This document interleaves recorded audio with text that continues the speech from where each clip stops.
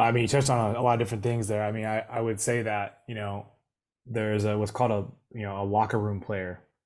And a locker room Mm, player is someone who they're kind of like a squad player. They may not be uh, in the moment of starting.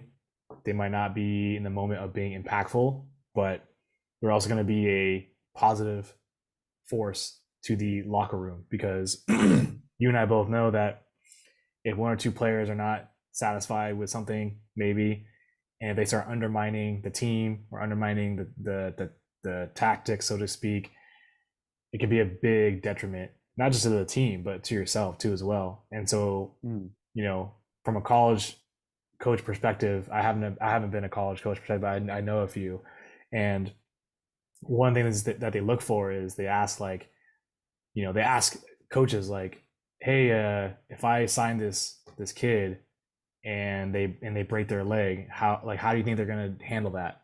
Like, you know what I mm, mean? Like as they're recovering and they're not maybe ready to play, but they're obviously itching to play because anyone who loves a game is gonna want to just play.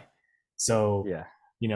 I think that's a big, attribute that you would bring value to, because that's character. That's it's a difficult thing to have. And I think players lose sight of that.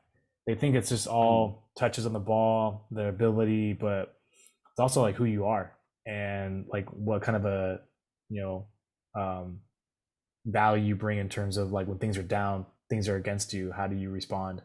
But yeah. I noticed that from you from day one. Your work rate was never questionable, never questionable. You I always worked always, extremely hard. I So always try my best. It was like, that was yeah. my thing. I'm a workaholic. Like, I may not be the most talented player, but I'm gonna be the hardest worker on my team. Like that's how I compete, you know? Who's gonna Hmm. work harder than me? Like no one.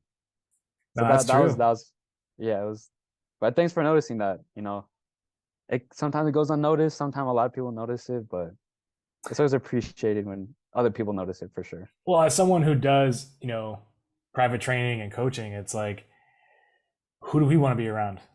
Like, do I want to be around someone who genuinely they don't want to be there? And that's okay. Like, you don't have Mm, to, you know, be at the level of passion that you and I have, meaning like you and me. But at the same time, it's like, it goes back to your appetite. Like, you always had a high appetite. Like, you love yeah. playing the game.